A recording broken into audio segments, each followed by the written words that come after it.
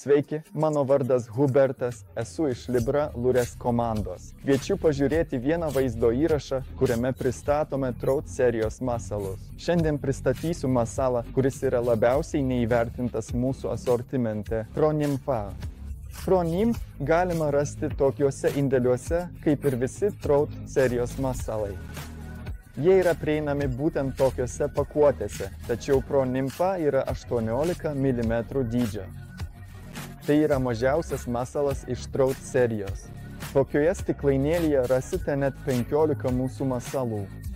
Dėl to, iš tikrųjų, nusipirkę vieną stiklainėlį, galite žvejoti visą dieną, o gal net užteks ir dar ilgesniam laikui.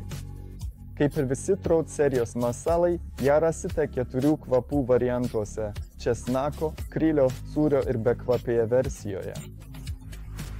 20 kibiausių, patikrintų, ištobulintų spalvų laukia jūsų mūsų asortimente. Tačiau netrukus viską jums parodysiu ir paaiškinsiu, kaip reikia naudotis Nympha. O čia jau turiu išpakuotą Nymphą. Iš tikrųjų 18 mm matuojame nuo vietos, kur įsegame savo kabliuką iki čia pasibaigiančio pagrindinio pilvelio. Visos kojelės ir rankytės yra gerokai ilgesnės ir būtent ant šių smulkmenų ši masalas pagrindžia visą savo veikimą. Tai yra masalas, kurį verta perkrauti svoriu. Ką turiu omenyje? Čia drąsiai galima naudoti 1 ar 2 gramų galvutės ir dėl to lengvai džiguojant, švelniai trūkčiojant meškerės viršūnę, galime suvilioti net pačias tingiausias žuvis mūsų žūklavietėje. Be to, nors tai tikrai mažas masalas, primenu, kad mūsų medžiaga yra nepaprastai tvirta ir tampri. Čia niekas negali sugesti ar plyšti nuo pirmo geresnio kontakto su žuvimi. Iš tikrųjų, vieno masalo drąsiai užteks kelioms žuvims ir jis visą laiką efektyviai dirbs bei vilios žuvis atakuoti. Netrukus parodysiu jums, kaip šis masalas veikia, bet svarbiausia, kaip jį uždėti ant kabliuko. Čia turiu wolframinį galvakablį, gana sunku, nors iš tiesų čia galima naudoti ir gerokai sunkesnius variantus. Šis sveria apie gramą.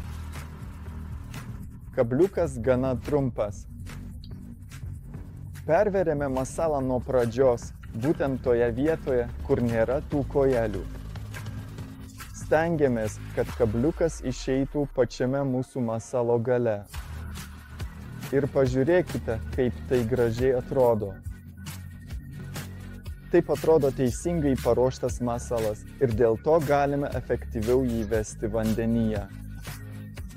Be to, patys įsitikinkite, kaip šis nuostabus gyvūnas reaguoja net į pačius menkiausius mūsų meškerės judesius akvariume. Stebėdami jį galime pastebėti, kaip jautriai jis reaguoja į aplinkos pokyčius, net jei tie pokyčiai yra beveik nepastebimi žmogaus akiai. Tai puikia proga pamatyti, kaip žuvis prisitaiko prie naujų sąlygų ir kaip jos elgesys keičiasi priklausomai nuo mūsų veiksmų. Kiekvienas, net ir pats mažiausias, mūsų judesys gali turėti įtakos jos elgesiui, todėl labai svarbu būti atidiems ir kantriems stebėtojams. Tokiu būdu galime geriau suprasti šių gyvūnų pasaulį ir išmokti daugiau apie jų natūralius instinktus bei reakcijas. Tai ne tik įdomu, bet ir naudinga, nes leidžia mums giliau pažinti akvariumo gyventojus ir jų subtilų elgesį, kuris dažnai lieka nepastebėtas kasdienybėje.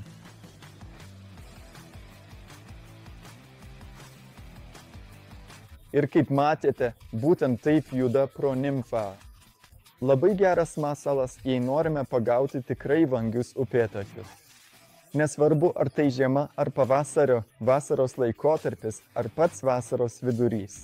Šis masalas iš tikrųjų puikiai veikia visą laikotarpį, kai galime gaudyti upėtakius.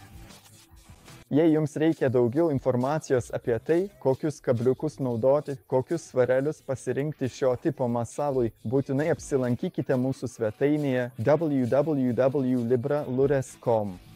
Ten ras visada laukia atnaujintas katalogas, kuriame aprašome ir patariame ne tik kaip surinkti čia į kokius kabliukus ir kokį svarelį naudoti, pavyzdžiui, pronimfai, bet taip pat trumpai aprašome, kaip galima vesti konkretų masalą.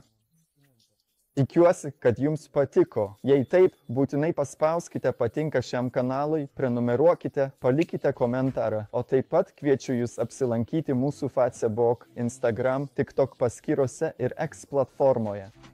Jei norite daugiau tokių medžiagų, taip pat praneškite mums. O iš čia jau kviečiu jūs pažiūrėti kitą vaizdo įrašą. Laikykitės! Sveiki!